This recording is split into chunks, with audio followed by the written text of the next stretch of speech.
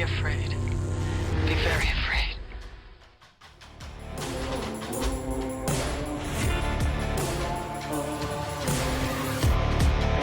What's that, John? Oh, that is a Frankenhooker. I like how your lighting automatically goes big when she gets close to the camera. Yeah. Look at her face. Look at her. She's asking for a date. That's the On a brat doll date. you don't On a buy your date? kid for Christmas. Yeah, that's definitely the brat doll you get for Christmas. It's like Nightmare Absolutely. Before Christmas style. The shrunken head. Absolutely. Up This tonight, is guys? that was a Paul Bearer Press exclusive a couple years ago. Oh, yeah, it's interesting.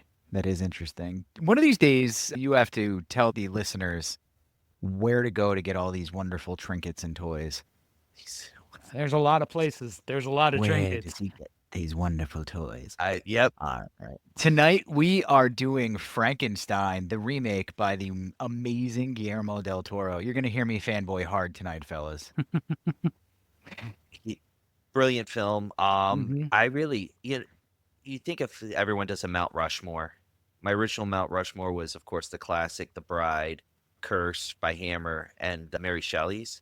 But I have to remove Mary Shelley's and put this on the Mount Rushmore. He nails it incredibly well, Guillermo, but also he does a few changes to the story which work. And I was a Yeah. little nervous for a little part of that because he does skip a big part of the story. He does. He Mhm. does. And I picked up on that too when I was watching, and I was like, oh, this is where it's gonna tank. And it did Yes. not. It was an Yes. artful decision and it worked Mhm. out. Yeah, so I've never actually read the book. I started it the other night. Oh, good. It's an Dude, amazing read. It is. Dude, the number of classics like that I haven't read is appalling because I didn't read in high school because I don't like being forced. Yeah, fair. All right. We're forcing kids to read A Tale of Two Cities now, by the way. It's one of my favorite stories. It's a horrible read because of the language, but the story itself is amazing. These Yeah. kids need to learn Old English, okay? At the Barn Publishing, when we started up, we're going to do a remake of A Tale of Two Cities to make it palatable. We're going to do it all in Vine format. 7-second video clips for the whole thing. That's going to be brutal. I'm ready. I think we could legally do it. Thousands. I think you probably Thousands. can. Public I know. domain. I think Public that's public domain. domain. I don't think you have to worry about that at all. Dark Knight Rises? Well, that really was That's just not public domain. was inspired. No, Well, Dark but- Knight Rises is completely built atop the framework of the story of A Tale of Two Cities. Mhm. So Nolan did a great job with that too, but he didn't like outright steal it. You could do that with any public property. You might get sued, but you'd win. Well, That kind of thing. Or that's non-public why property. I mean. that's why there are so many Night of the Living Dead releases and knockoffs because they messed up with the copyright. So that's Yeah. that's public domain, and people have abused it for decades now. And they're Well, saturated. It's the same Yeah. thing with Frankenstein. Frankenstein, Dracula, Phantom of the Opera. Well, it's that all in they the public became domain. they Yeah, became public. Well, Phantom of the Opera is not. Weber still owns that. Oh, Oh, okay. Yeah. He owns Doesn't he? that property, but I don't think he owns all of the Phantom properties because Del Toro's talking about doing that next. Yep. Well, they might have to pay him. That's the They only thing. might. Did he They write might. the original? Did he write the original Phantom? First question, is the Broadway show the original Phantom story? No. If not, if it's like No, Grimm's I think Fairy it- Tales, then yeah, you're no. SOL, Weber. Yeah, Phantom of the I Opera think was originally a novel. I think the original is well into public domain now. Also, I think that's how Weber was able to do it. Okay, that makes sense then. Good. I apologize, Ryan. No. I mean, there's a difference because you have the original novel, which was written, I think, in 1908, 1910. And then you have the musical version, which follows the novel, but it's I more, did not know that this was a novel. the novel's a little more, I guess, I don't want to say gorier. It's a little more grimmer. Gothic noir, probably something like Yeah, that. the silent version with Lon Chaney Sr. covers it. Listen to this correctly. guy go. Oh, it's the What did you original. write your dissertation on this, you wacky weirdo? Actually, no, I wrote my dissertation on Batman Returns, but that's a whole other story. The dip we just took in intellectualism is stark. is shocking. Where we were and where we are is there were different worlds now. Emperor Penguins walking Danny DeVito to his watery grave. Great Oh, man. cinema. But let's get back to great cinema in Frankenstein. Mhm. Guillermo del Toro, Fantastic. it's just amazing, and he gets his little twist. We were watching, we were sending each other reels, and I love the fact that Oscar Isaac was like a rock star, and now I want to watch it again to see those Mhm. mannerisms. Uh-huh. And thinking about it, it's 100% there. Yeah. Yeah, talking about how he watched lots of Prince performances to Oh, nail cool. down the mannerisms and stuff. And then, yeah, I want to rewatch it to see like if that's really identifiable. Yes. Because I bet it is. Like, I This- bet it's completely like, oh yeah, there's some Prince stuff. There, I think he watched a bunch of Rolling Stones for it, like a whole. Everybody does the Stones for like the, Yeah, you know, yeah, because Jagger is so Jagger. jaggery. We can't take away Isaac's performance has been overshadowed, at least in on social media, I'd say, by Jacob Elordi's Hmm. performance as the creature because Yeah. he does well because everybody's in the heartthrob like romantasy mode and stuff like that, and they're obsessed with how the creature turned out and like Yeah. hot Frankenstein's monster. Yeah. But Yeah. he Yeah. does do though when you think of it objectively as a male who's not into other males. If you think of it in the objective filmmaking standpoint, the way he acts as the creature for the first half of the film with almost no dialogue is phenomenal. Mhm. Yes. And he's also covered in makeup, so we can't really rely on his expressions. It's a lot of it's in the eyes, a lot of it's in his hand movements, and it's really, really well done. Mhm. 10 hours of makeup. Which he said he liked, by the way, on Yeah. Fallon. He said he was like, yeah, it gives me time to get into character because it pulls me out of this world so I can go into that world. And I was like, okay. I don't know about mean, that. It takes 10 hours a day to do that. I don't know. I think I could have done that in fewer, but I'm also not an actor. I'm 15 solid minutes. Fair.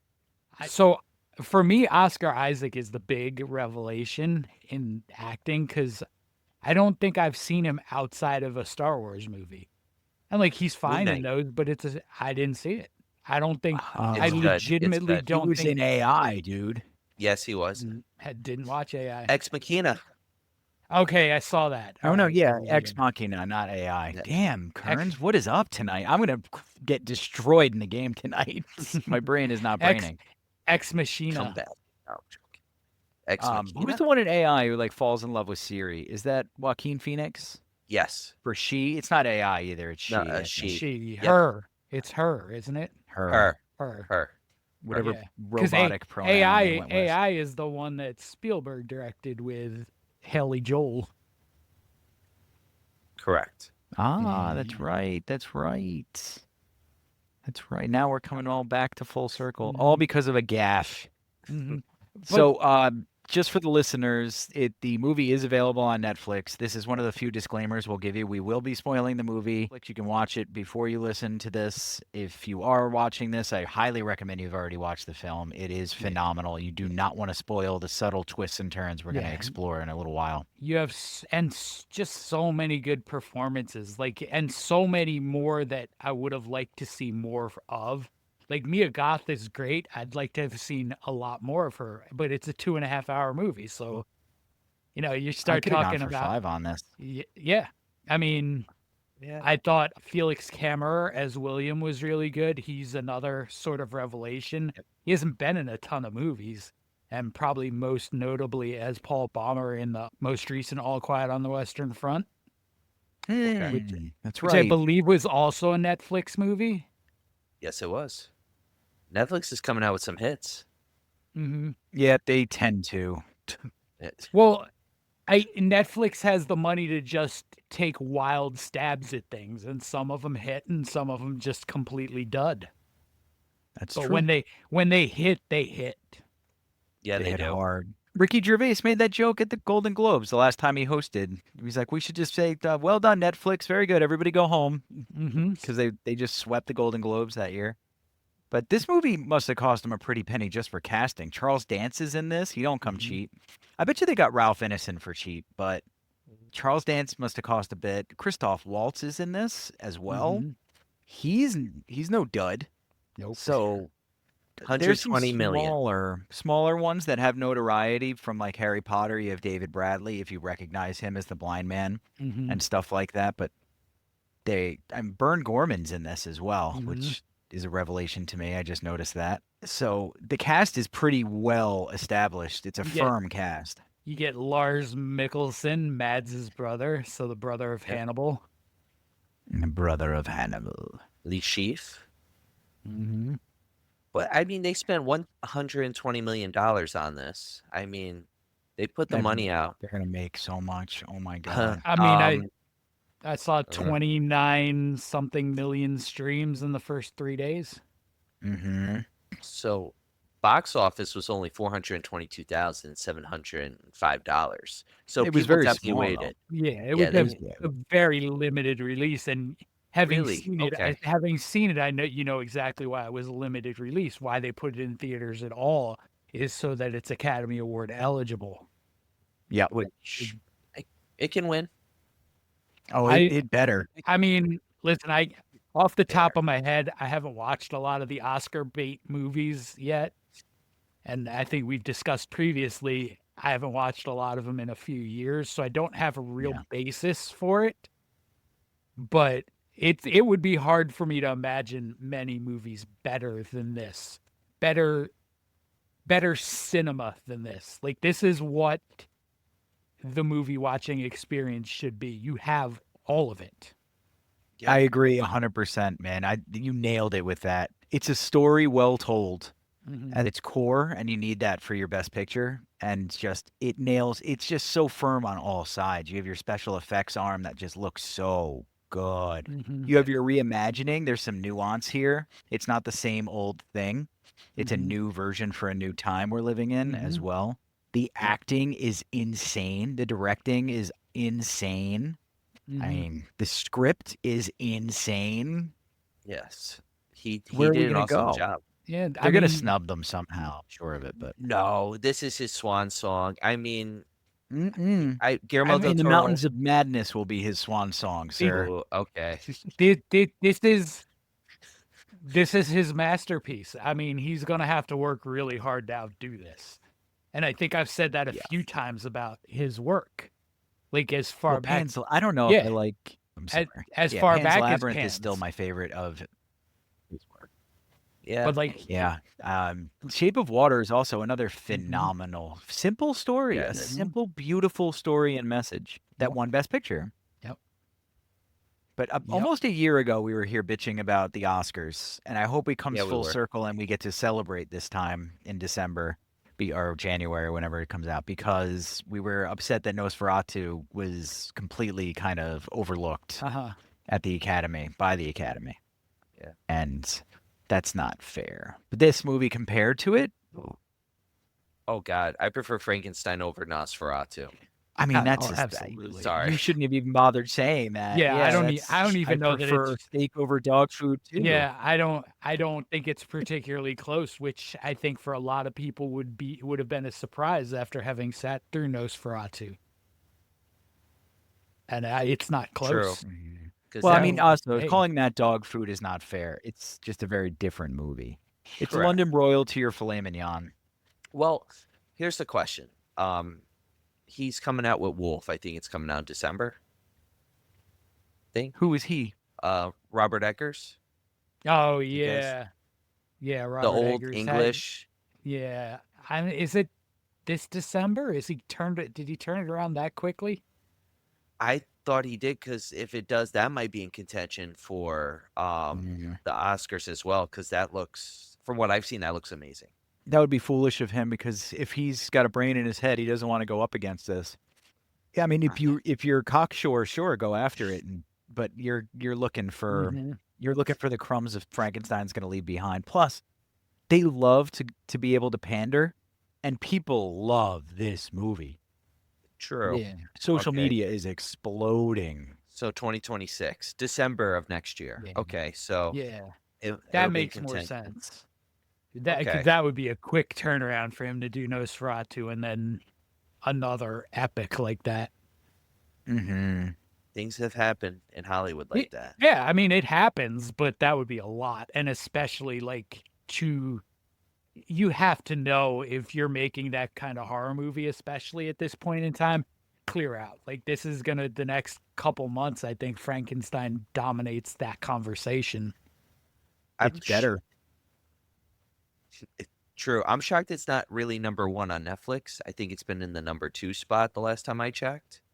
I mean, Christmas I know. romance films, they're coming out and these because yeah, I mean, because that's as big a horrible. demographic probably as they have at this point is these women who love their little like Christmas romance. Hallmark. Yeah, crap, the Hallmark. Not that But how there's many anything- streams did you say? 26 point It something was million?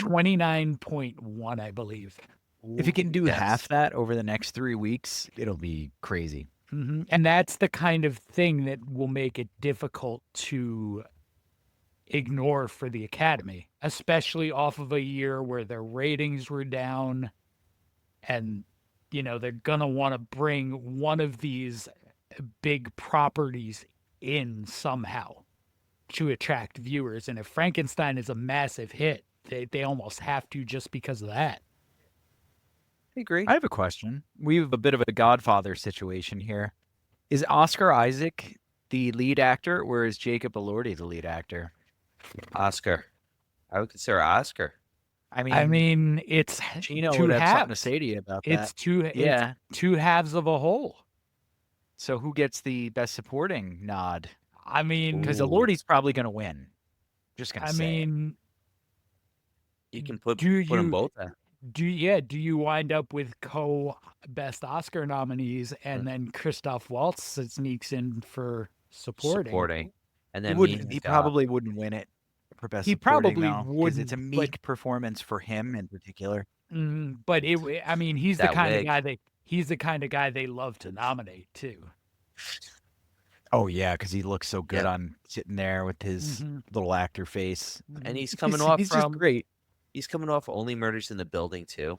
So there's a lot of spotlight on him this year, which is cool. It's true. I like Christoph That is Waltz. true.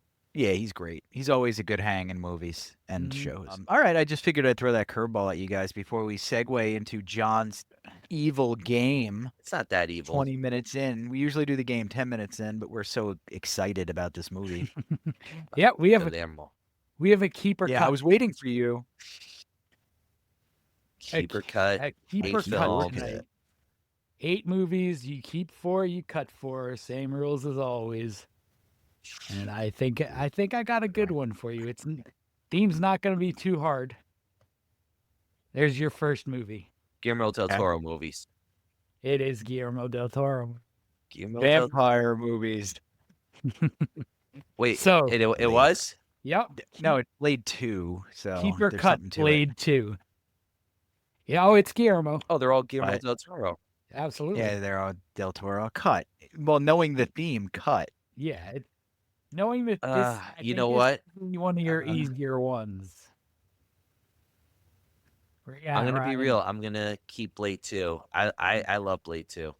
I was just talking How about do it you in the keep car. Blade 2 knowing you have to keep 3 of the movies that are going to be on this list? Unless Frankenstein isn't.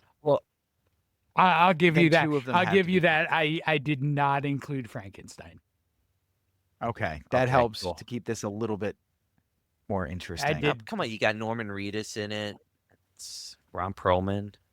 Isn't See- Ryan Reynolds in it? No, that's the third one, sir. Oh, No, that's hot garbage Trinity. third. Yeah, this is a good follow up. This is a good sequel. It's the one. It's all right. No, This is probably Yeah. this is probably one of my least favorite Del Toro movies. Like, it's Yeah, it's fine. down there with It's fine. the Golden but Army it's not one. like it's not his best work to me. Okay. He was brought on for the monster designs. Yeah, Yes. absolutely. They didn't bring him on for his chops, Absolutely. which he clearly has. Which is probably why he got this one too. Boom. Keep. Nice. I'm Gotta keep- keep Nick. I'm- I've seen I'm- this movie 20 times plus, easily. I'm keeping this one too. Ooh, I that know, I know. dark mold. You are walking yourself into a hole here, sir. This is my first Guillermo del Toro movie I ever watched. I remember the DVD, click, Oh, open. yeah, It I think just it was. I think it was mine too, without even realizing what or who Guillermo del Toro was.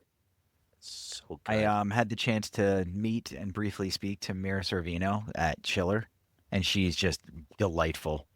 She's a wonderful person who's really good. She's kind to her fans, Uh huh. so I like. I hearing that. appreciated seeing. And it's very easy to see the difference between them.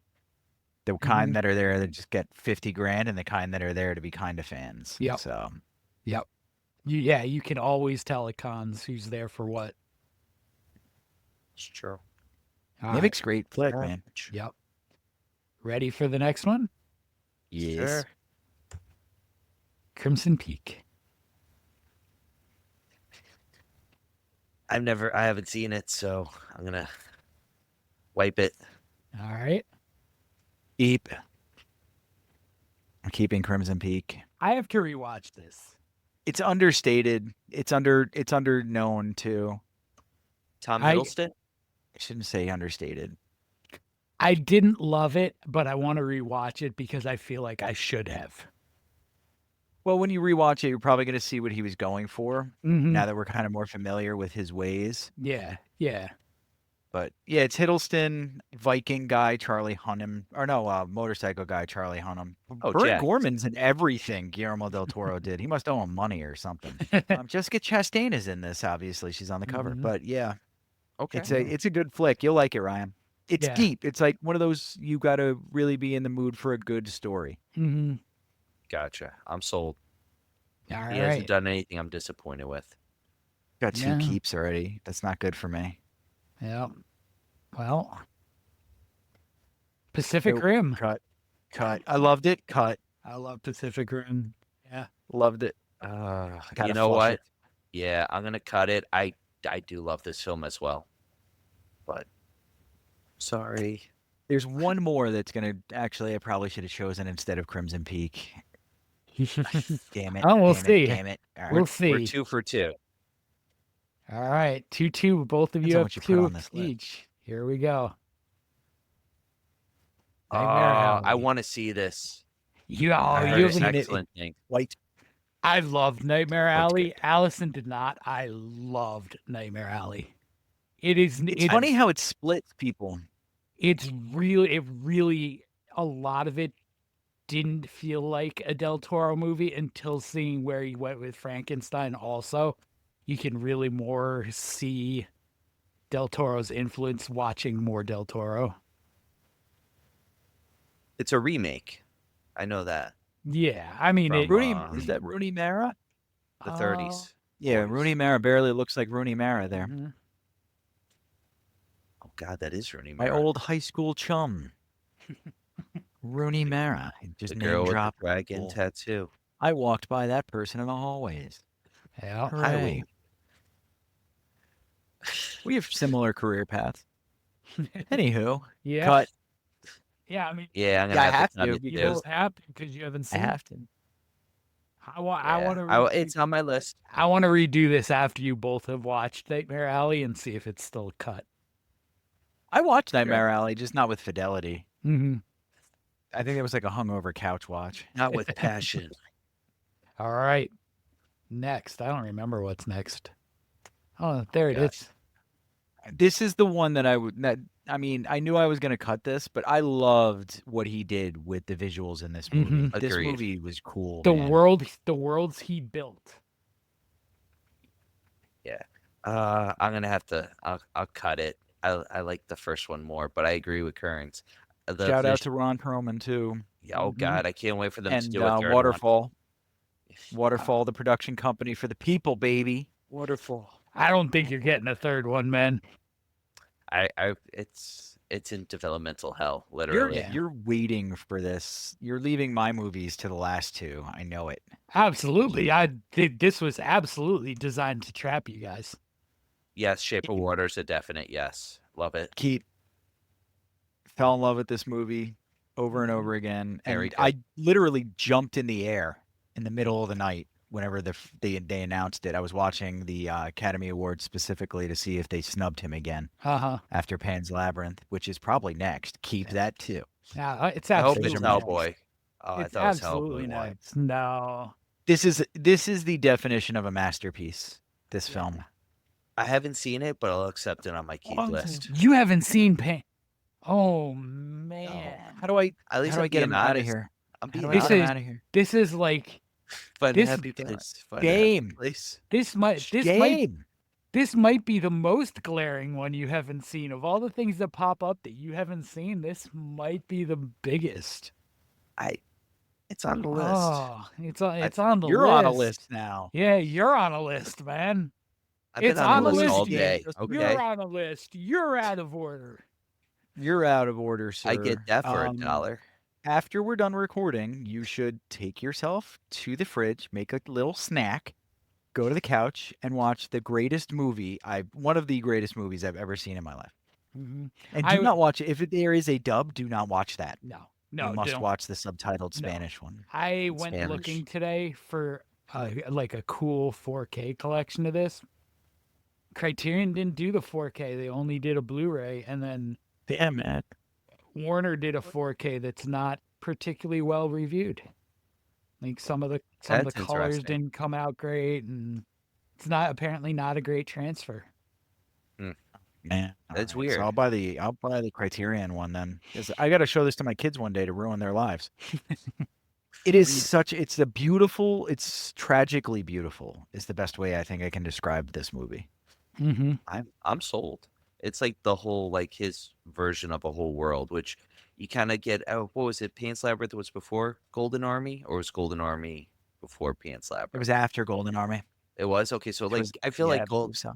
Golden check. Army gives a little bit of a taste then, and then Pan's Labyrinth like goes full forward Trying into to think, it. I think Pan's That might whole have been world. before Hellboy too. Was it? Golden Army was 2008. Pan's Labyrinth was 2006. You are correct. Yeah. Okay, so he gave it a taste in the Golden Army, but still, We probably got Golden Army because Pan's Labyrinth was such a masterpiece. Oh, absolutely. Everybody was pissed off when it didn't win a single award besides costume design. I want you to think about that when you're watching this movie. Mm-hmm. well, he did an awesome job in the first Hellboy, which is based on the first run of the comics. I think the first 5 issues. So the second one was like his taste. It's like Tim Burton Why are we doing talking Batman. about Hellboy? We're on Pan's Labyrinth. What? Oh, sorry, my We're on bad. Pan's Labyrinth. No, keep going. I'm just messing around. Yeah, he did what Tim Burton did. He did the comic book movie, and then he did his own version. And Yeah. they gave him the free run with the Golden Army, which was awesome. Mm-hmm. And But that's Pan's Labyrinth is definitely on the list. that's the thing. Not you're on the gonna- list. You have to watch it immediately. Yeah. Like if you show up at work Monday without having watched Pans, you have to leave. And without pay. I'm No, like, you you have know to what? You dock know your what? pay. No. I'm gonna get there extra early and I'm gonna have the security guard stop you on the way in and ask if you saw Pans. And if you haven't, we're pulling the gate and turning you around. And you cannot come You- back until you've watched Pan's Labyrinth. How early Call are you the going to get police. there? I'm going to call the No, police. don't call the police. I'm going to call the police on I- you. This man I- has not watched Pan's Labyrinth. I know about what time you usually get there, so I just have to get there 5 minutes earlier. You It's think not so? a big Oh, well, stretch. Yeah, It's- now he knows your trick, though. Oh, he I- he. if I I have roll to in get behind him. if I have to get there before security and pull my car across the entrance, If I have to smash through the gate, I will prevent everybody that works there from going to work on Monday if you haven't watched Pan's Labyrinth.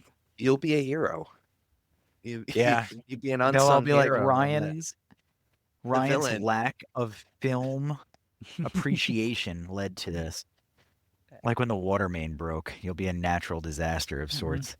Oh God, I'm waiting An for part industrial 2. disaster. Part 2. So- to happen. You have to watch it though. Like all kidding aside, it needs to be in your mind because you're such a film guy. It's like it's a damn shame that you don't know this movie. I've studied like I've read articles about it. I've studied a couple clips. Well, Mhm. when you're in 2006 in college, Don't that was ruin like, it for you. that's the big scene that we talked about is when that specific character pops out of the tree and the meaning of it. I think talking to the little girl, right? Yeah, the satyr.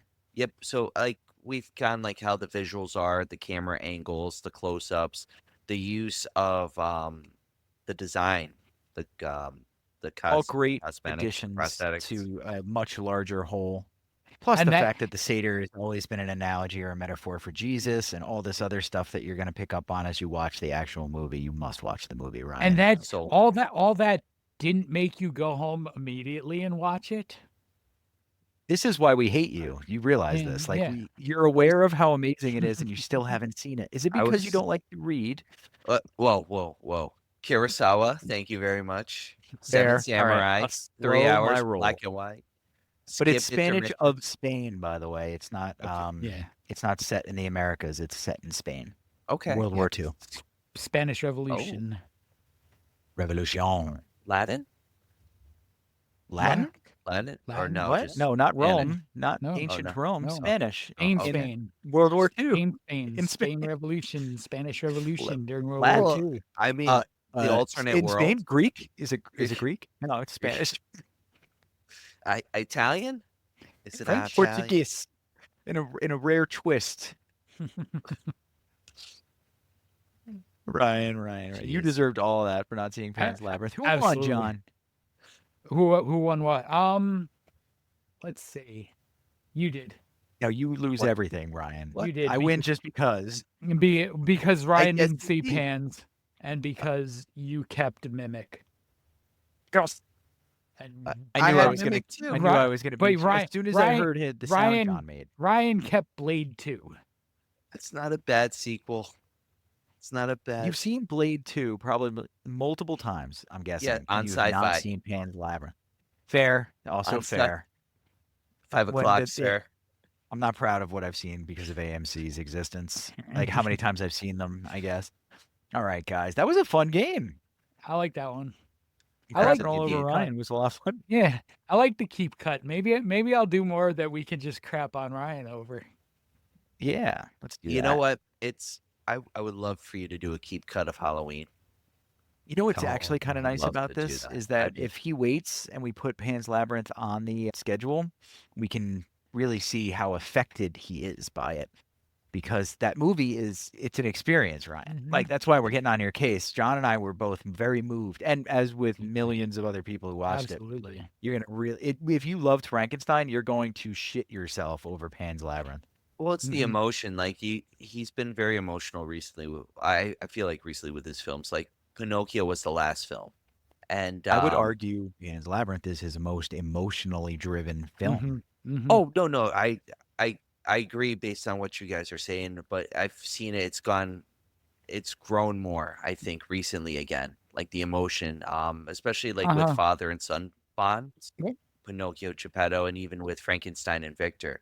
It's an interesting concept, and I'm curious if he gets Phantom of the Opera. What's his like whole theme? What's his motive? Because I feel like That one's going to there's be all more in about it. love, Shape of Water, and what love is, what true love Mhm, is, mhm. what Okay. And- it means to love. It'll be back to that. I think some of the thing with hearing him talk about his movies now versus talking about his movies when it was Pans is he speaks English better. He was limited Yeah. Yeah, in, he does. in how he could talk about his movies 20 years ago. And now he speaks I wonder how many people. better English than me. I don't know about that, but I wonder how many people just didn't watch Pan's Labyrinth because it was Spanish language with subtitles. Because Yeah. now they made the rule you must watch the movies to vote. I bet you a ton of people didn't even watch it. I'm sure they didn't. I mean, listen, little insider thing. My dad was a member of the Academy for like the last 25, 30 years of his life. It was like $200 a year membership. And starting about this time every year, the mailers of screeners he would get, just ridiculous. Like, if it came out that year with a big name in it, he got it. Like, even if it had no chance of being nominated, he got a copy of it because it was appeasing the stars. That's So cool. but there's no way you could watch the amount of movies that they were sending out. No chance. In We hell. used to get Chevy Chases because our buddy worked for him, and she would bring over the Chevy Chase ones, and we watched Yeah. Ghost World. Like Scarlett Johansson's breakout film was kind of Ghost World, Dude, and a few of these other ones. They I s- Am Sam we watched, which was Yeah, not a good yeah. thing for a bunch of 17-year-olds to watch and try to take No, serious. no, not at all. We weren't terrible. We were pretty bad. But speaking of Chevy Chase, they sent him Spies Like Us. There is Yeah, no okay. world in which Spies Like Us is getting nominated for anything at the Academy Awards. The It's a Golden classic. Raspberries, maybe. Spies Like Classic Us, horrible film. so bad. Wait, See, Memoirs of the Invisible Man. I can't do bad comedies. I can do bad horror movies. I can do bad action movies. I can't do bad comedies. That's fair. Very fair. Okay. And back into Frankenstein with a couple reviews, shall we, guys? 5-star. I'm ready. 5-star. Always start with a 5-star. This film is quite simply a work of art. It's everything you want from a gothic horror and the best in its genre for a long time. Jacob Elordi is mesmerizing as the creature. There's no hammy overacting, and his transition from innocent newborn to terrified killer is fantastic. I would just love to wander through those sets. That's cool. A It's a lot of good- green screens, but yeah. I agree Mhm. with that. I feel like a lot of it was. There's a not lot of green practical screen. set design in Yeah. there too. They do the green screen behind some of it. If you Mhm. watch the post stuff on Netflix, you see how they pulled a lot of that off, and it's pretty. Okay. So basically, they green screen like the weather in the sky, but the practical. John's right, like the practical sets, the castle and stuff. That's Mhm. all there. Yeah. It's pretty cool. Yeah, I mean, the only thing I would argue with is I don't think he really turns into a terrified killer. You never once. I never once stopped sympathizing with him. No, not at all.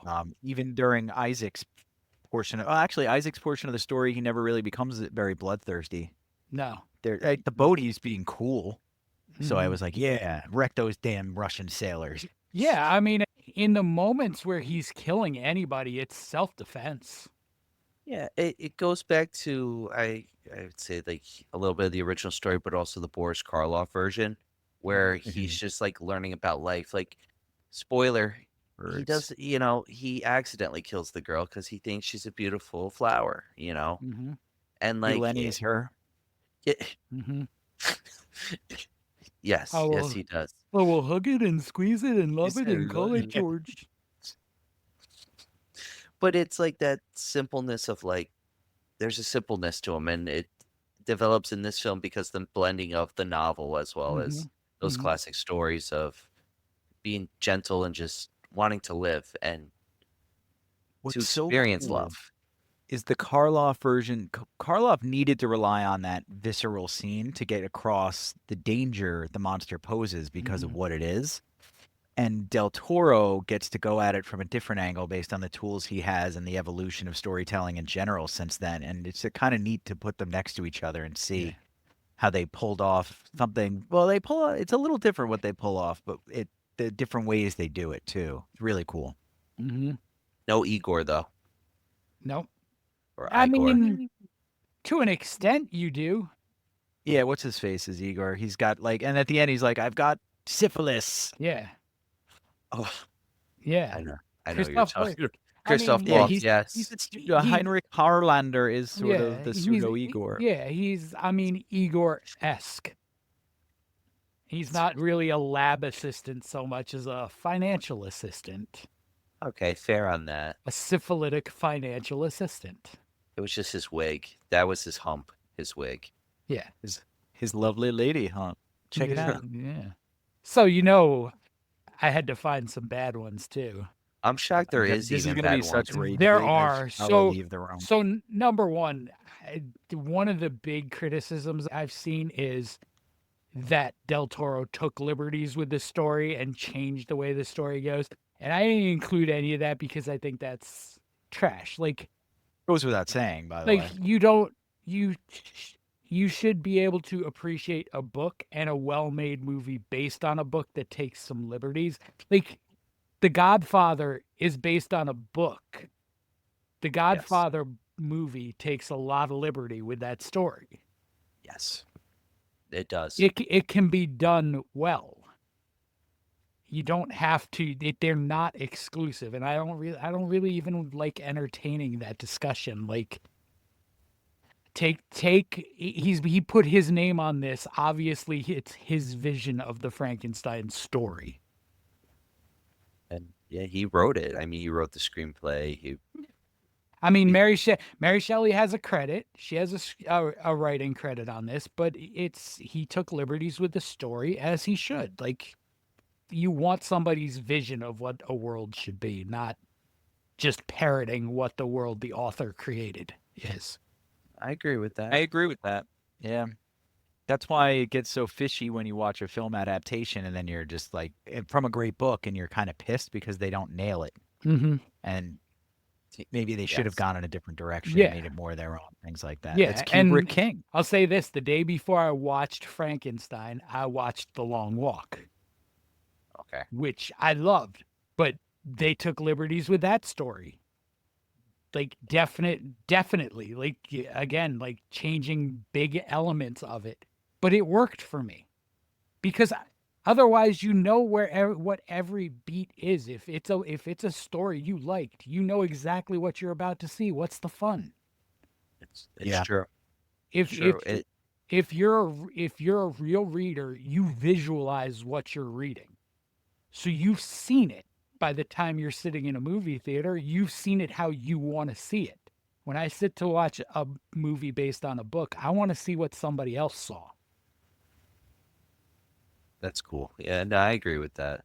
The perspective. It's good to have all the different perspectives. Like, I think about Walking Dead a lot in season 9, when they first introduced Negan, and you're Mhm. sitting there watching it, and you kind of get an idea, spoiler, that Glenn's gonna get it, but then Abraham gets it first, and you're like on the edge of your seat, like, oh, that Mhm. wasn't supposed to happen.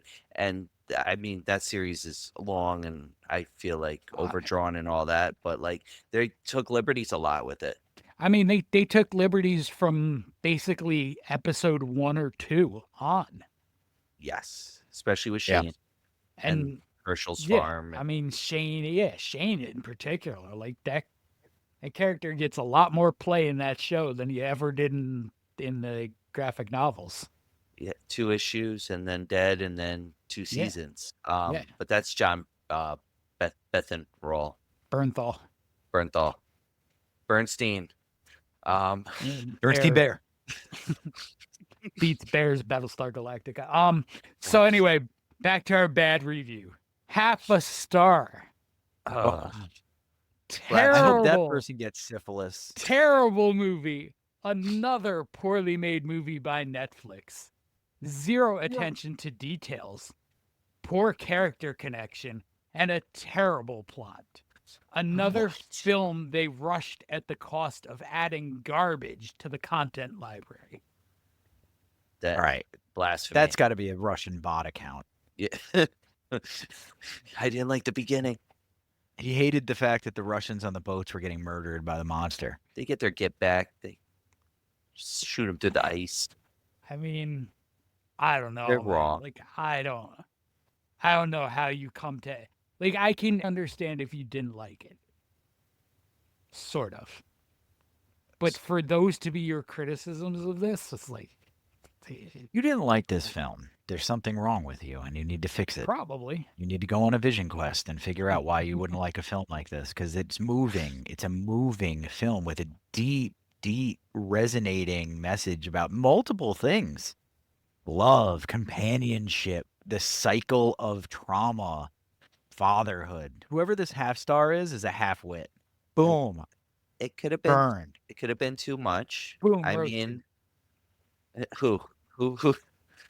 Igor wrote this. I feel like some people, like, it's a lot, and some people can't really handle it, and that, it's give it a couple watches. I mean, it took me 7 watches to like Anchorman.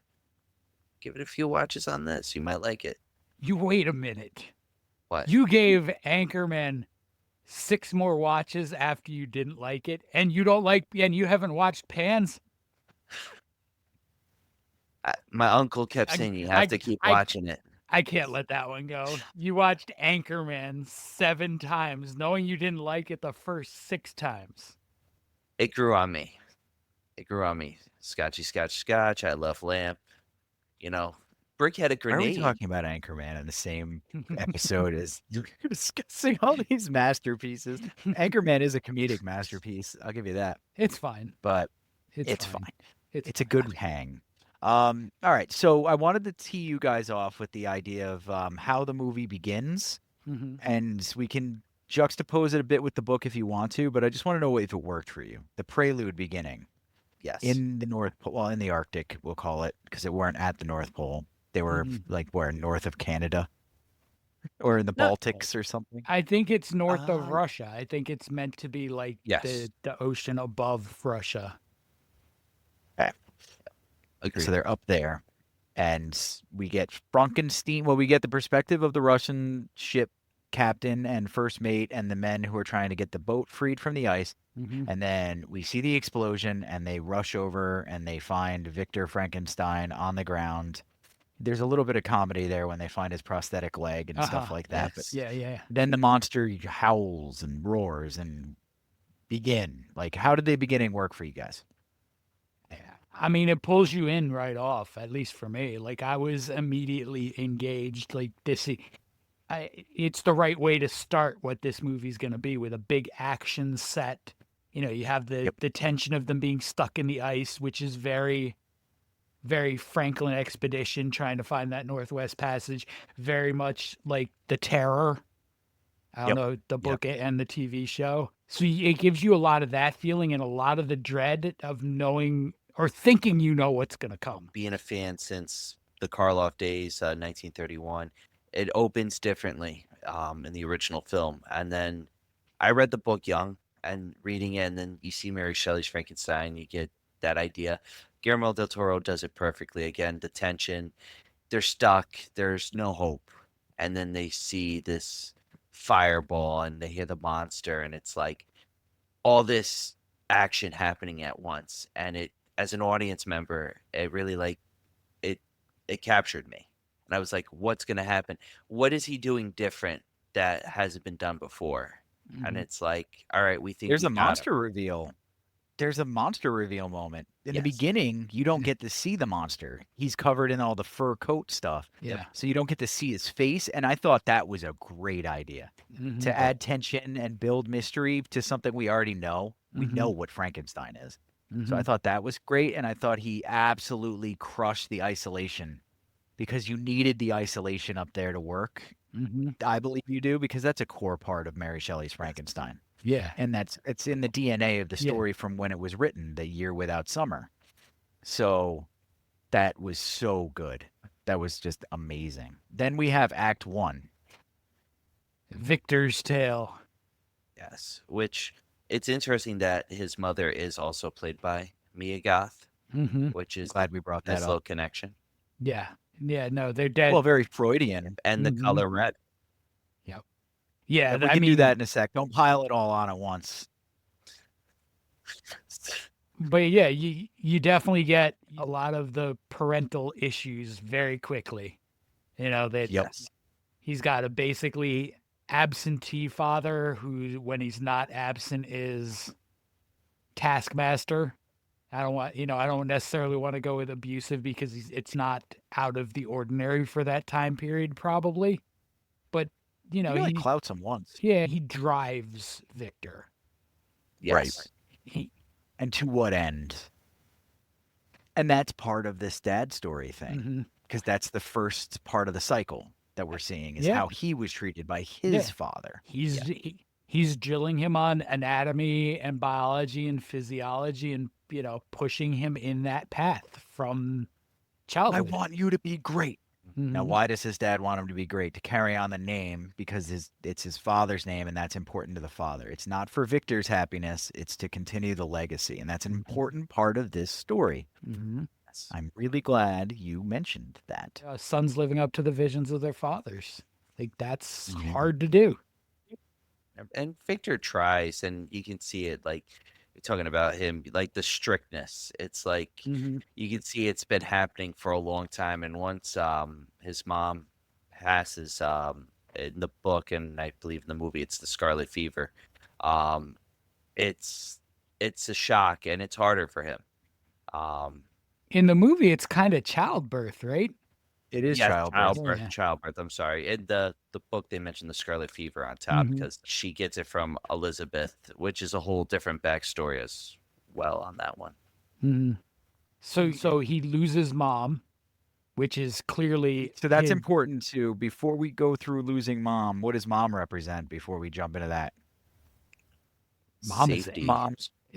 is everything. She's Yeah. safety. She's nurturing. She's Love.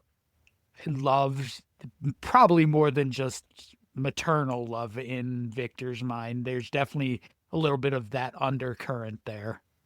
I But noticed that too. like its partner, I mean, they establish right off that it's really the two of them in that big house while dad's off doing what dad does. Mhm. And then when dad comes back, it's like a whirlwind blowing through, and that they have each other. Yeah. Yes, they do. And so now we can do the color. So we've established the mother, Mm-hmm. right? Now Ryan wanted to go through the color. What is the color you were talking about? The red. I feel like for the for me, in my opinion, whenever the red pops out, it's dread for me, and especially when it comes to like this style of gothic horror, anything with red, in my opinion, it's not good. And like, even though she's love, she's caring, something bad's gonna happen, and it goes back to the Mask of the Red Death. The Mask of the Red Death brings death, no pun intended, and like Mhm. seeing that even when he's wearing it, something bad's gonna happen, in my opinion. Something's gonna go awry. Mhm. That's how I saw it, at least. That's fair. I think you're wrong. That's fine. So I think you're Bully. right about the mother being represented with the red with the mother all the time is on purpose. It's Mhm. love. Red is love. It's the color red has always been symbolically love as well. So that's why I really think Guillermo's not really doing too much with it. The Mhm. angel also being emblazoned in red all the time. Even though it's a horror movie and you have the scary angel, Archangel Michael, this fiery angel that kind of drives him, it's also representative of the mother energy. Mhm. Yeah. Yeah, like I see where Ryan's going with that, and red is definitely popped up in a lot of movies as like warnings, but it's also warmth, and I think that's kind of what he's trying to get across with that color Yeah, in this I agree. instance. That's and then she's gone, and he's got a baby brother and a father who is more devoted to the baby brother. And never really seemed to love the wife. Yeah, Yeah. and he, in turn, never really seemed to love Victor. Victor was his mom's kid. Yeah. I was gonna ask, do you think he actually killed her? Because he's supposed to be the greatest surgeon in the world, and Victor's like, you let her When die. you get an internal bleed at that time frame and that Yeah, time like period, you're done, man. Okay. I know what the purpose of that is. I don't think he did it on purpose. I think it was just the limitations of medicine, and Victor's visceral reaction is you killed her. Yeah, but hopefully people don't read too much into that. That's just to Yeah. quietly roll out that Victor is driven by rage towards his Yeah, father now. Yeah. It's the rage, and it's also the I can do better. Yeah. I can Right. stop death. You couldn't stop death. I can. Super cool, by the Mhm. way. Now he's motivated to do that because he has to beat his father. Yep. So we're seeing like all of that father-son cycle stuff is like ramped up super early in the movie. We get him growing up, leaving home, dad dies, growing up, leaving home, going into the medical field, obviously, and we jump right into him reanimating a corpse, which is pretty sick. That was awesome. That's And probably then- my favorite visual of this whole movie is that Yeah, it's pretty good. initial reanimated half corpse. Yeah, and then he drops the apple. He's like, please always helps. Or whatever. Yeah, Just- no, you're right. Just that scene, and like I saw and somehow Bill Hader has a special thanks in this. I'm not sure how. He had Oscar Isaac on talking about that scene and how he's able to throw the ball up in the air and it just be like a background bonus to the scene. And Bill Hader's like, and I fully understand the idea. Like if an average actor is doing that, the scene becomes about the ball because you have to focus on the up and the down. Oscar Isaac is just, it's the most casual thing, natural thing in the world. Pretty cool. Bill Hader had some choice words for him. It was a Yeah, positive yeah, choice words, yeah, but some choice words. yeah. Um, Definitely. No. I don't want to harp too much on these early scenes because we could talk about each scene in this movie at length. Yeah. But we're gonna swing into Mia Goth's intro because we do the first thing. He gets kicked out of he becomes a pariah, Hmm. and then he sits down and he gets some table time with Mia Goth's character Elizabeth. And we also have already been introduced at this time to Heinrich Harlander, our Mhm. Igor, but we're not going to spend too much time on him. He's pretty one-dimensional. Mia Goth, though, not emblazoned, but she's covered in this beautiful green. Yes. And in her entire color palette throughout the whole movie is this green. Mhm. Why? What does she Right. represent? We have the mother, the heart, the love, the energy there. What I'd is say- Mia Goth? And I'd we're giving you a chance at this one, Ryan. I would say the nature. Yeah, you Like, nailed it. like, yeah, okay. I was like nervous. I was like, I really messed up on the red. I'm like thinking of death. You're like, it's love. I'm like, all right. No, like I see where you were with the red, and I don't completely disagree, but I think it, you know, No, it's Whereas- definitely more love on Whereas that. I was disappointed in you as a friend from that answer. Well, when you think of the love, right? You think, oh, she's like covered in it, right? And then when he's like working with the monster, I see it now because the red is so small. His Well, love we can isn't talk there for about the that. monster. Because the monster has color hues if you Or the pay attention. creature. When you watch it again, yeah, check the creature, Mhm. right? We're not calling him a monster He's anymore. not a monster. This poor misunderstood boy. But the Mia Goth first, the nature aspect, absolutely. And that draws into the realm of what is the realm of man, what is Mhm. natural, Mhm. and what is the realm of the gods, which is where Victor is kind of putting his foot briefly when he reanimates the creature. I'm gonna be happy because he didn't put an abnormal brain into his head. Like, That's a young Frankenstein joke, everybody. Abby Normal. No, he takes super hot people and pulls them all off the battlefield so that there can be thirst trap interviews in the future to promote the movie. but not from the top or the bottom of the pile because they'll have frostbite damage. yes, they will. Yeah, he had to get them warm corpses in the Yeah. middle. So Mia Goth nails both roles. The Oh, mother yeah, she does. scenes, Absolutely. she does a much better job as Elizabeth. There's more screen time and more time to Yeah, develop that yeah. character, but she's just great. Another one who I wonder if she's going to get the nod for lead actress in a lead role. Supporting, maybe. I would imagine that she probably is more supporting. It'll be. I mean, I guess it also may depend on what else is out there to be Which- nominated, but Which, I think which- I think she's more supporting in this one. she could be supporting for the mother and then the main for Elizabeth. They're double That would double be whammy funny if right she there. won both. First time ever. It's a great role, but she doesn't have enough Mhm. time on screen. Yeah, And she's not Brando. and I mean, Yeah. but she's just a phenomenal actress, though. Like I agree. If you watch the work she did in the X trilogy, and then you watch this, Yes. the range that she pulls from distressed final girl in X Mhm. to Pearl, where she's just unhinged farm girl, to Maxine, where she's tough triple X actress in the Hollywood in the 80s. Like it just three completely different versions of her in those movies. And then to see how she's able to play this role is amazing. She's really good. I wish there was I love more hearing you guys though. talk about this stuff. I Well, wish yeah. there was more because I just saw Maxine and like she kills it, and it's Mhm. like there's so much more to the character. Like Guillermo, Mhm. I love you, but yes, you should have had more of the bride. But Come on, man.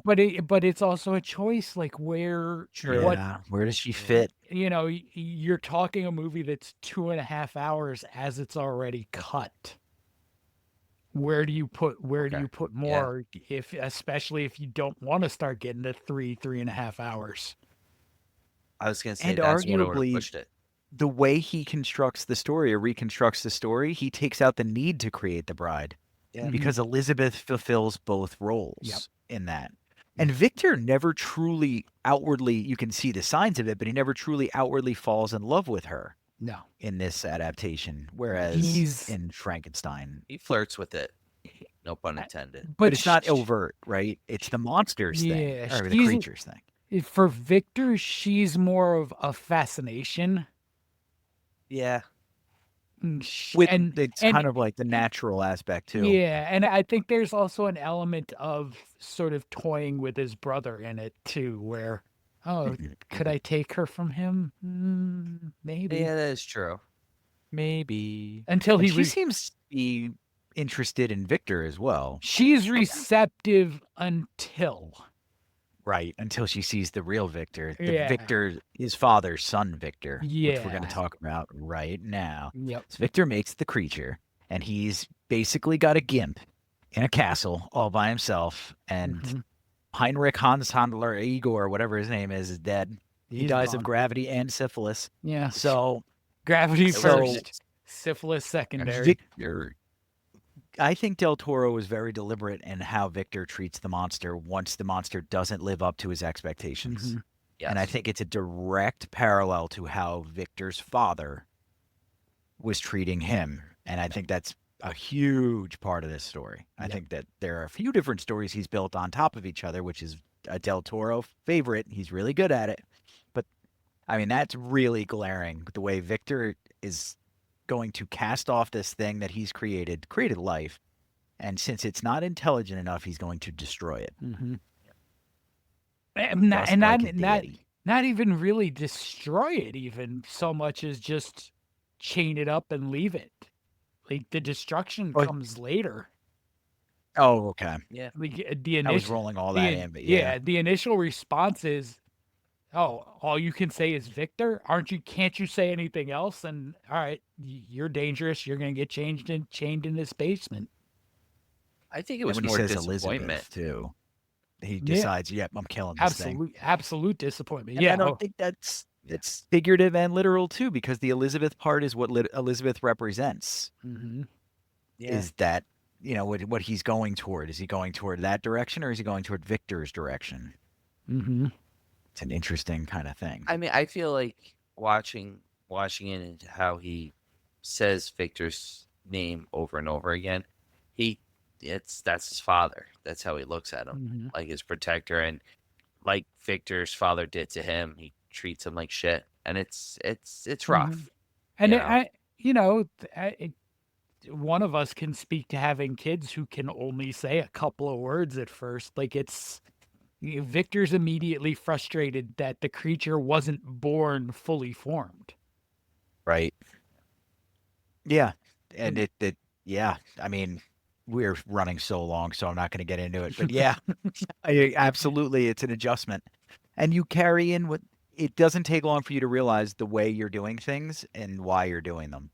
If you're paying attention to yourself, and if you're doing things the way they were done wrong to you, you can make a correction and stop it, which That's is true. hopefully what I've done. Well, you still have a leg, all right. Yeah. Poor Victor doesn't Do. have a leg after that. I have both legs currently. So we're done with the monster, but the monster lives. Haha. Then we begin part 2. The monster enters the ship, and this is where you notice, okay, this is taking a turn. He's Yes. doing something new. Mhm. The monster comes in and speaks to them and says, "No, I'm going to tell you my story." Mhm.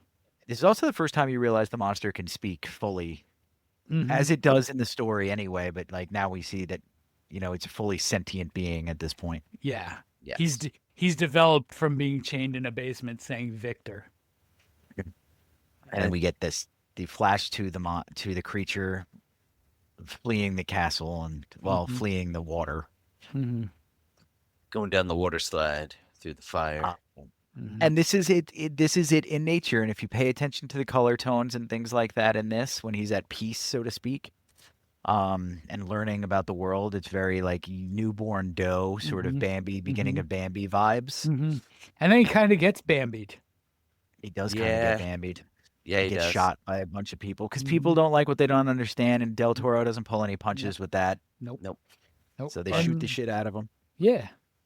And so, I mean, in the existence of the creature, he's experienced whatever it is Victor gave him, which is some mix of anger, hate, and disappointment. The brief moments of compassion that he gets from Elizabeth, and now just outright fear and violence. Yeah. Yeah. Not a great combo for something with superhuman strength and Mhm. regen, like Wolverine regen. Yeah. He goes inside of the gears of a mill, which is in the farmstead of this pretty wonderful family, and also the gentleman who shot him a bunch. Mhm. Is the dad, the homestead owner, and there's wolves because there's got to be something to Mhm. ruin everything. We get this whole scene with the blind man, and by the way, really big nod to David Bradley. I wonder if he might get a nomination for supporting as well. He could. He might. He could. It's a great job. He does a killed good it. job. Yeah. He's the angry, non-pedophilic janitor in the Harry Potter series. If you guys are familiar out there in the world, he watches Game of the children Thrones? and snitches on them. Game of Thrones as well. That's right. He's the red. Is he the dad for the Red Wedding? Yes, he's Yeah. oh god. Gray. Yeah, Greyjoy? No, not Greyjoy. Not Greyjoy. Something Um, gray. 'cause Anyway, yeah. Walter. Hold I don't door. know. Hold Holdor. So anyway, he does a fantastic job in this, and that's the monster's true stepdad moment where he's Yep. taught to read, he's Mhm. taught to understand the world, and he's grown. This is his college experience, I Yeah. suppose. He And it all goes through pretty well. Yeah, he learns first watching that family, and then being around the blind man. He learns life and compassion and education, and he just becomes a fuller being. Well, he's the spirit of the forest. Mm-hmm. Come on now. That's True, true. yeah. They call him the spirit of the forest. And Yeah. obviously the blind grandfather knows better. And Frankenstein's monster is doing all these things because Creature. he needs to be welcomed. He needs to be a Mhm. part of this thing called Mhm. life and society, which is very similar to all of us. Like people, I mean, we have to do that too. It's the way we're made. Yep. So it's a good watch. It's a simple part of the movie that's kind of a nice break Mm-hmm. from all the heavy imagery and stuff. Yeah. And then say the wolves that- come and kill his friend. Yep. And Yeah, he gets that- blamed for it. Yep. And then my favorite part though is when at the end they basically give him no choice, but when he kills them Yeah. as they're trying to continue to shoot him, they track him and he just like rips them to shreds real quick and then wanders off mad Mm-hmm. that his buddy's gone. This is the creature I'm speaking about. And that portion of the movie is now over. And we That get was- into the revenge arc.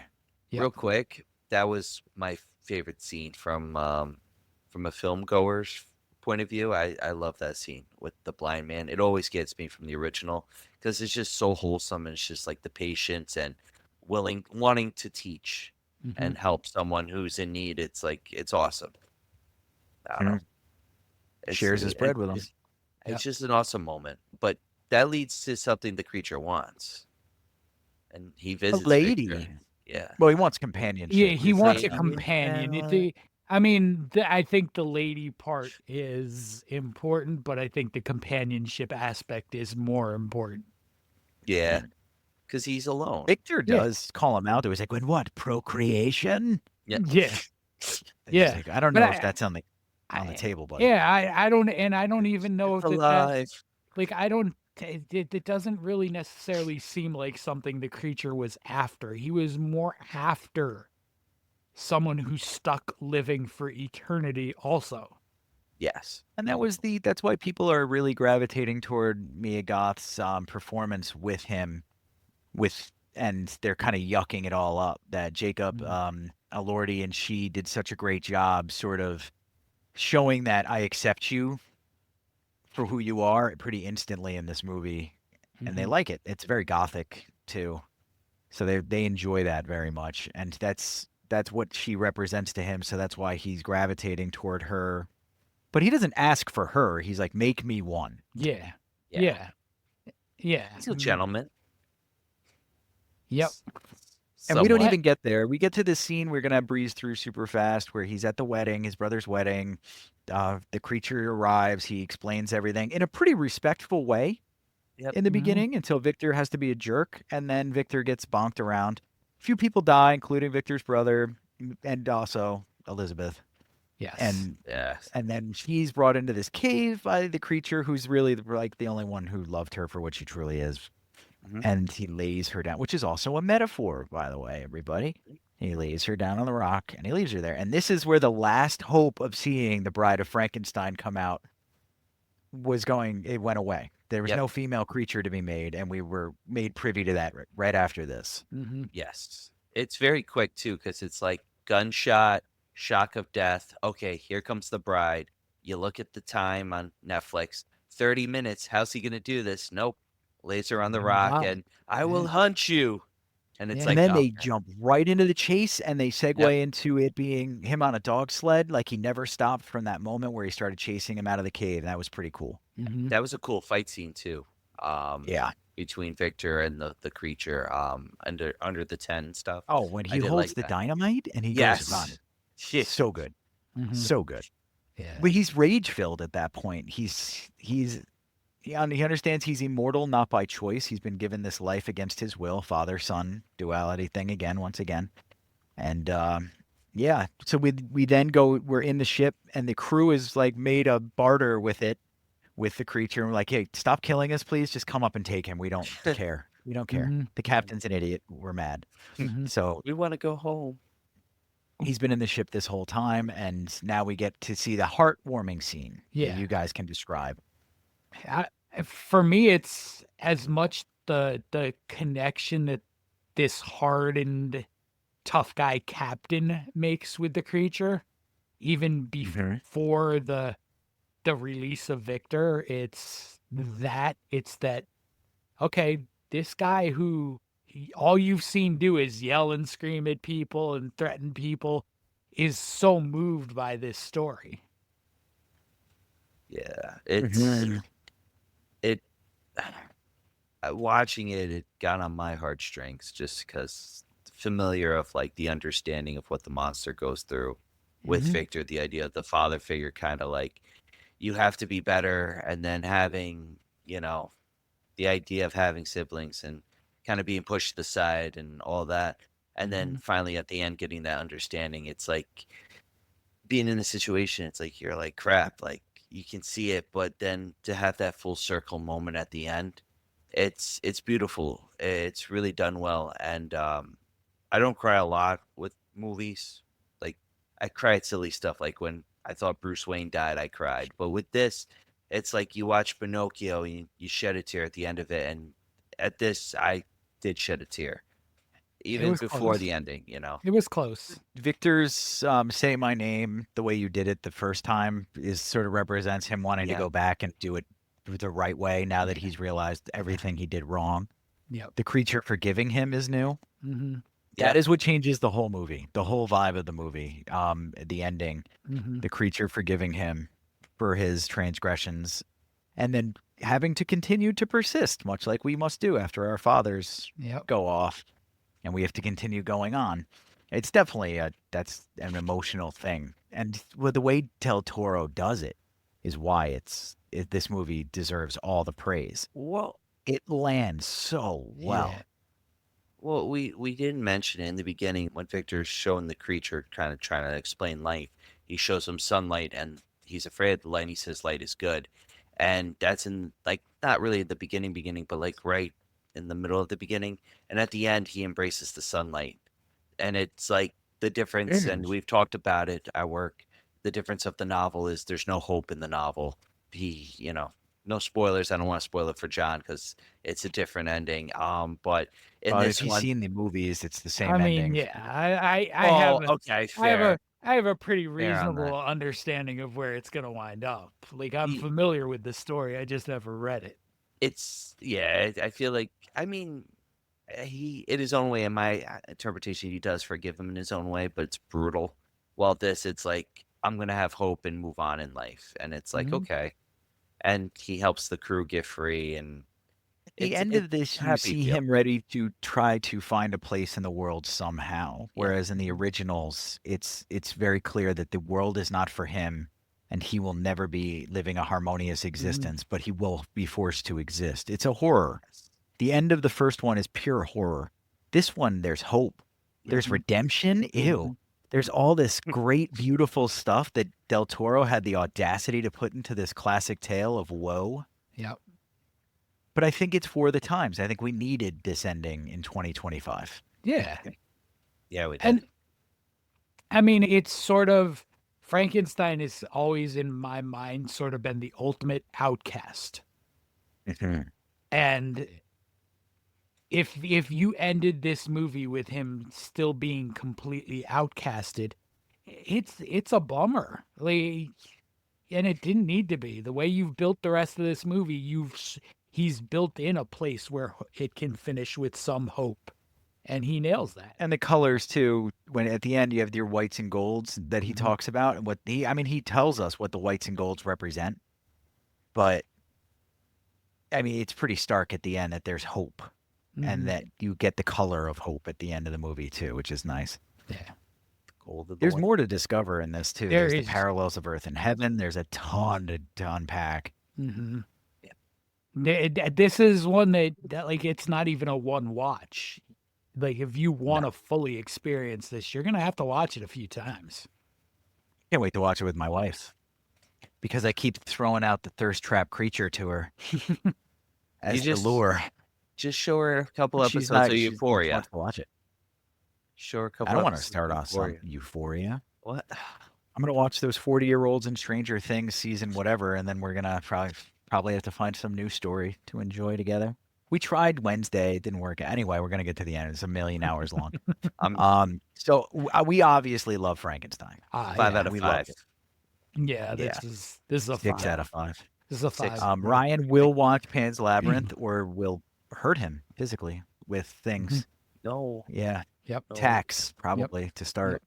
All right, I'm ready. All over. Barbed wire bat. But if you, I honestly, Ryan, if you enjoyed this as much and you were moved to tears for this, I bet you're gonna cry at the end of Pan's Yeah. Labyrinth. I feel It's like a different message, but Yeah. it's from what I've seen. I mean, I wasn't in the closet. I've seen trailers, again, reading articles about it, seeing certain clips, not ruining the film, but understanding what he was going for with the message and everything and the ideas. There's a lot going on, and not good. that's- You want to go in blind as you can. Yeah. I Hopefully was you forgot all that crap. I was Yeah. in film For- class. Well, kinda. No, come on. I'm a master of the craft. Like I love this. Like you don't unless it's a horrible movie, you don't forget it. Sometimes you do remember the horrible movies. I'm not gonna lie. You haven't seen it. Yeah. What do you have to Well- remember? The stuff well, you I'll- listen to in lecture hall? Well, I'll say this: I have seen all 5 of these films that I'm covering tonight in our top 5. Oh, we're going into top 5s. You You son like of a that bitch. All you right, like let's that do it. segue? Yeah, that was good. That 'Cause wasn't I was about to start harassing you again, so that was good. So this let's do it. is my top 5. Not Benicio del Toro, not Peter Jackson, but Guillermo del Toro movies. And sorry, Pan's Labyrinth's not on here. It'll be on here probably next time with Nightmare Alley. Well, You know, this is Those gonna might be change. 1, 2 next time. Well, maybe 2, but One, two. one is hard to change. But my number 5, we're Alright. gonna start off. This is relates to John's Blind Rankin. My number 5, Pacific Rim. As a Gajan film, he brings it to America, and it's awesome. I love it. Charlie Hunnam's in it. Ron Perlman is in a small role. It's just a fun movie, and he Americanizes it in the right way, and it works. Mhm. Forget the Godzilla 2000 film. The Godzilla movies nowadays are they're okay. Not Very- -1. Yeah, I'm with you. Not the Jack- No, -1's great. Minus great 1 job. is Yeah. yeah. I can't wait Godly. for the next one. Electric But- Boogaloo Godzilla, bad. Yes. Mhm. All the Kong Yes. ones are pretty bad. After King of Monsters, but Yes. I don't want to I don't want to sidetrack you. Keep going. Number 4. It's my first film I ever watched. I still remember clicking it open on the DVD. It's The Mimic. or mimic. I always put the because it was the same time. Now, kids, we had two of these. We had mimic and we had the relic at the same time. Mhm. So I Relic I was like great, the. by the way. Oh yeah, I mean similar Tom size more, concepts. not Tom size less. Let me tell you. All right. Well, that leads to Mimic. Good choice. thank you. Well, that leads to number 3, which is controversy, but I love Blade 2. I'll say it. I the vampires are cool. Norman Reedus does a good job as a supporting character with that twist. Ron Perlman, Chris Christopherson, come on now. He doesn't sing, but it's a great performance as Whistler. I, as someone who's not a country music fan, I will make a very strong argument that Chris Christopherson is a better actor than singer anyway. Yes, All I right. agree with that. I agree with that. Fair. But I My do cat's like on the a marble, sequel. guys. I do like the sequel though. I think the first one's a classic, of course, but the sequel, it's like the idea of like this vampire, like David S. Goyer writes a story about like the vampire virus and how they're transforming, and it's just awesome. Nobody cares. Number 2. Peace, Number peace. 2. Number 2, you know what? I care. All right, there are people who I know, care. but you're in the very small minority. We're not going to spend 5 minutes on Blade 2 at All 1 right, hour and all right. 27 minutes in. All What's your right. second movie? Second movie, it's not the Golden Army, but the first Hellboy. Del Toro this head on when it was in developmental hell. It does an amazing job. It's based on the Hellboy Seed of Destruction comic book with Rasputin, and it's awesome. Highly recommended. And number 1, before Kern starts yelling at me, is Yeah, that The was Shape good. of Water. I love The Shape He of lands Water. it. He sticks the landing. Oh, Mhm. you For know now. what? For now, I'm there gonna is be room real. for pans. If, There's oh, room for pans to get past The Shape of Water. I feel though once I watch Pans and Nightmare Alley, Pacific Rim will go away and Blade 2 will go away. Because Nightmare Alley's been on my list. I'm familiar with the original one, and he nails the remake. Mhm. And Pan's Labyrinth, I gotta watch it because you guys are gonna keep talking about it, or it's gonna come on the list soon. It's either way. It's definitely going on the list for next year. Like, definitely. Oh, Has to. we got Thanksgiving coming up. I was gonna say Thanksgiving. I'm like, we're not watching that. We're not No, watching Thanksgiving. Thanksgiving is coming up. Shape of Patrick Water. Dempsey. Totally redeems himself. John, what's yours? All Top right. 5 left. Top 5 man-made monsters. Ooh. And I'm gonna Okay. start number 5 with one I really didn't think I was gonna like at all. Like, at all. And it's Megan. Oh, interesting. Wait, did you Yeah, you finally watched it? I finally watched it at the And you beginning of liked it? October. I really, really liked the first one. I haven't watched the second one. I don't know if I'm going to. First They one, turned that into an action movie. Yeah, and a comedy, yeah. more of a comedy. I mean, for me, it probably works as a comedy because it's a pretty silly concept. But The dance scene. the first one works, and an engineer becomes the guardian of her orphaned niece, and decides the AI robot she's creating would be the perfect companion for her orphaned niece.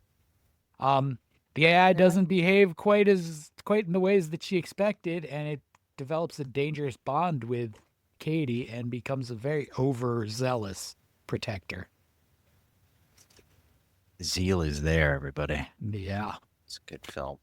My number 4, we're gonna go to a little blaxploitation with Blackenstein. Yep, I knew that was Nice. coming. Once So- you A said black, man-made monster. Yeah. Yeah. So Eddie's a horribly wounded Vietnam veteran who lost all 4 limbs to a landmine. He returned home where a gifted surgeon is able to reattach his limbs, but his jealous assistant injects Eddie with some DNA that turns him into a Frankenstein-like monster. see, they could have had a cash Frankenstein-esque, cow. if you will. Yeah. Blackula versus Blackenstein. They could have had a cash cow right there. Yep. I love I'm surprised. Blackula. Yeah. Blackenstein, Blackenstein, Blackula. They're so fun. Yes. There's a few of those. There's one that's on a Dr. Jekyll and Mr. Hyde blaxploitation also. The Ooh, name of which is escaping me at the moment. JD's Revenge, I think it is. okay. The 70 horror was fun. Just to Mhm. add. So my number 3 is technically not man-made, it's man-altered. And it is Godzilla versus Hedorah, or the Smog Monster. Okay. Cool. Yeah. Yeah. Alien life form arrives on Earth inside a comet and soon begins to feed on the planet's pollution, growing into a sulfuric acid spewing monster. Scientists and Godzilla separately rush to defeat it before the smog monster can destroy the Earth. I love that you chose that film. Ghidorah. It's Well done. so steeped in like early 70s ecological fear. Yeah. Which they should have probably taken more seriously in retrospect. Yeah, I mean, listen, we did take it seriously for a little while. We fixed some things. And Sure did. you don't hear about the hole in the ozone layer anymore, do you? Nope. That's true. That is true. We changed that. We are capable of altering this course. Mhm. True. Okay. Hope. I'm You gonna must have put been hanging out with Guillermo. Yeah, I'll put the soapbox away now and go to number 2, which is a movie that's actually come up already multiple times tonight. It's a parody. It's Young Frankenstein. Young Frankenstein. Frankenstein. Yes. Frankenstein. Yes. Yes. Sorry. Frankenstein. Sorry. What do you say? It's Mel Brooks. It's one of, I would put it in my top 3 Mel Brooks movies. It's as quotable as any movie ever made. Mm-hmm. Yeah. Rolling Ye- ahead. Hey. Yeah, Ryan looks at me like it's outrageous that it's only in the top 3. Well, no. I'm curious. I know Blazing Saddles. Blazing is Saddles on is, there. Blazing But what's Saddles your- is my one. what's your Blazing, number Yeah, 3? great movie. 3 is the question. 2 or 3 are interchangeable with Young Frankenstein and probably Spaceballs. Okay. All right. Like, it's real quick. It's interesting depending on how you grew up watching Mel Brooks. Like, mine is like Young Frankenstein, History of the World Part 1, and Robin Hood Men in Tights. Mm-hmm. So it's like, See, Robin Hood missed me mainly because that whole legend misses me generally. Robin Hood doesn't do a lot for me. fair. The Love of Zorro. And my number 1, and the reason why our friend is here. Oh, that's right. On a date? Number 1 The is Brat. Frankenhooker. Frankenhooker. So when his fiance is killed in a tragic lawnmower accident, Jeffrey decides to use his scientific knowledge and ability to work with electricity to bring her back. Loads of super crack and dead sex workers later, he unveils his purple-haired creation with Super crack. disastrous results. We might have had a connection Underused phrase. with Sinister, Mr. Boogie, Lawnmower Incident 86, Frankenhooker. There's a connection. Oh, Shared man. universe. Connection, baby. Frankenhooker is probably one of my top 2 or 3 B movies ever. And it's pretty high up my all-time list. I love Frankenhooker. I can just watch it over and over and just be happy. It's fun. That's what There it's you go. supposed to be. I have something for you guys tonight. Ooh. A surprise top 5. Ooh. I like surprises. Ooh. So seeing as how all the ladies are soiling themselves over this super tragically hot Jacob Elordi the Creature variation, and they're getting such good press for it that it's going to help them in the Academy Awards, so I won't spoil their fun. I asked my wife to give me a few romantasy characters that she Ooh. likes, that she Romantasy. would like to see made into a film adaptation for the whole, to Okay. give her the vapors. You know what I mean? Mm-hmm. She's watching me. She doesn't look very amused. The Vapors? The vapors. This will go relatively fast. So it's first one is Soul the Dragon from The Dragon's Bride. I don't know how that works with dimensions and ratios and such, but I'm sure there's something that it can stretch. I'm not really sure, but Mr. Fantastic. I mean, I imagine it's I a mean, shape-shifting thing. it It's just going like this. it worked for Donkey and Shrek. It did work for Donkey and Shrek. You're Donkey. right. Oh my God! She thinks it's like not shape-shifting. Speaking of Donkey, Ooh. thinking of like the the Donkey shows. So Kinky Kelly. we have one dragon, which already makes me happy. Vectel the alien from Ice Planet Barbarians, which sounds like a movie we would have watched. Vectel the alien. Vectel the alien must be Vectel. It's coming in Vectel. rectal. That's how he does it. Rourke the Minotaur from Morning Glory Milking Farm. Of course it had to be a Minotaur. Of course it That's had to be a the- Minotaur. God is losing it. Jesus.